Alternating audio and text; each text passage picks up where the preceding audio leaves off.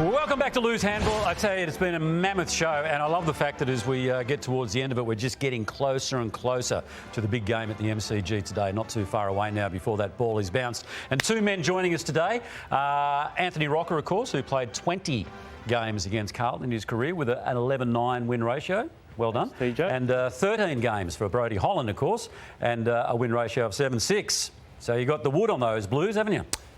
Only just. Who's been doing your research for you? Google. It was good though, isn't it? It wasn't bad. Yeah, you can go with that. Anyone ask the boys any questions?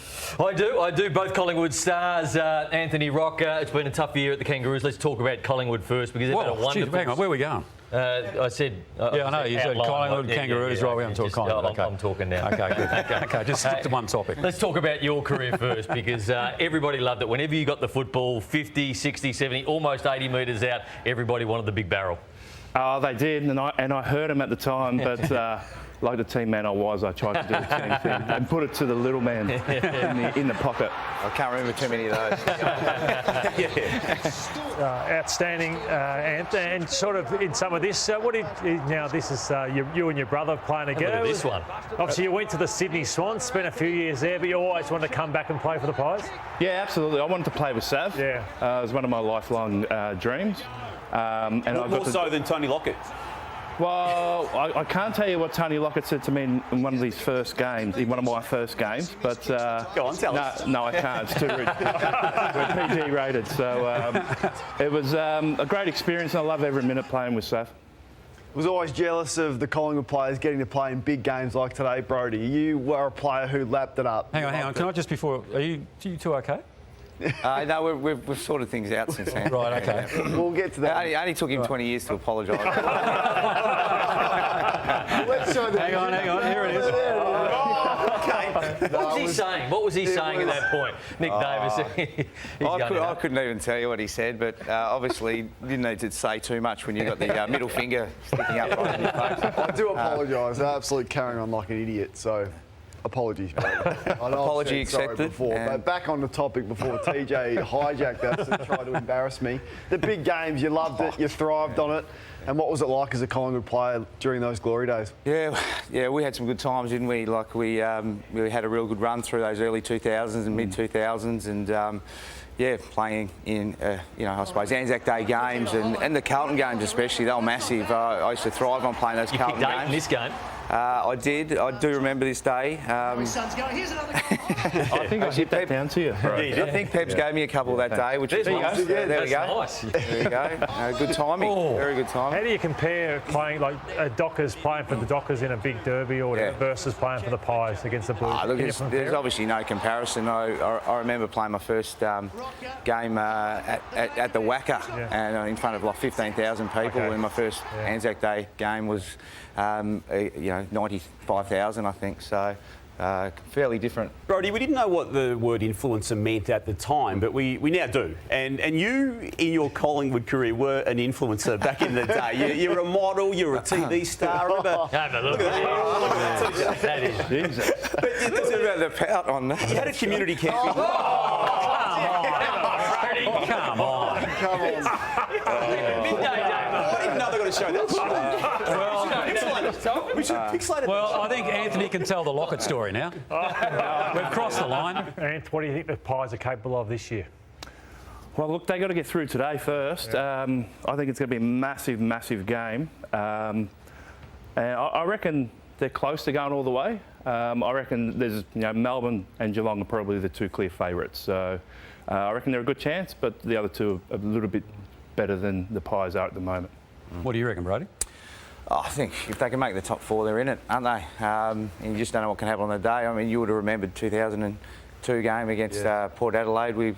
No one gave us a chance. We went over there and won it. So anything could really happen. But Melbourne game would be huge at the MCG, and that sort of pressure, just anything can happen. And then you roll straight through to a prelim, and who knows after that.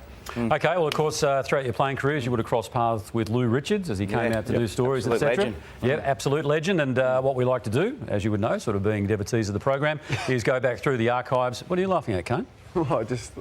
You're funny. Just assuming that everyone watches the show, which is Yeah. Which is good. Well, don't you assume everyone listens to you on SEN? I am being funny. All right. So let's go back through the archives now, and here is one of Lou's finest, I hope. I'll tell you what, that Liz Taylor, she's a good sort. Well, that reminds me of the story about Liz Taylor. She rang Antigone, the famous Italian artist, to do a painting of her. He says 50,000 guineas. She said, no, well, I've got plenty of money. So she said, I'd like to make one stipulation before they do the painting. She said, I want you to paint me in the nude. Oh, Louis. He said, I'd like to make a stipulation. She said, what's that? She said, do you mind if I wear my brush? I've got somewhere to put my... You mind if I wear me socks? I'm going to do it with my brush. Anyway, the handball. Hey, that made it a better gag, didn't it? No, it didn't, Luke. I don't think it did somehow. Didn't know where he was going with that. Okay, all right, fellas. Okay, step up to the line the here. target. So you can see the score to beat is Mitch Wallace on 79. Oh, so geez. if you beat 79, you're in a very good position to pick up $10,000, Tony. Nathan, thank you. Stop interrupting. We'll give that a 5. Yeah, You can 5. do a 5. No, you got in a row. Generous. Very generous. Generous. 7 Is 12. That's better. 5. Is 17. Are you left-handed? I'm actually right-handed. Yeah. 7. Is 24. 7. And 7 is 31. So he gets to 31. It's middle of the road score. 7. Oh, hello. Oh, rapid fire. 14. 7. 21. Ball's coming a hammering. 7. 28. That was lucky. 7. Oh, and 35. So Anthony Rocca leads by 4. Oh, that's 10. That's nearly in, surely. 38. 7. 45. 7. 52. Unlucky. Give it a bit, bros. Yeah, 62. Oh, you... He's got a 2. 64. I'm very proud of that, Brodie. I'm very proud of that. 5. 40. 47. Oh, jeez. 7. 54. Sorry, man. Good hands. Oh, what was 59. that? 7. And 66. So winning by 2 is Anthony Rocca. 66 to 64. Put you right alongside Brendan Goddard there on 66, so well done. Not quite with Mitch Wallace there on 79, but fantastic. Now, this year, Maxie, come over and say hello, mate. This is your son, Max. Hello, Maxie. Come on, Maxie. How old's Max? Yeah, Max is 12. Max, have 12? a shot. Show him how Go to on, do one it. shot, Max. Show him how to do it. Stop, Come on. Max. Let's go. Come on, Max. Oh, I tell you what, you're going well, mate. Good work. You just got fresh aired by your son, I think. All righty. Good on you, Brodie. Great to Thanks, see you. All Tony. the best with Caroline Cheers, buddy. Springs. All the best with North Melbourne next year. Thank you. Of course, under the regime of Alistair Clarkson.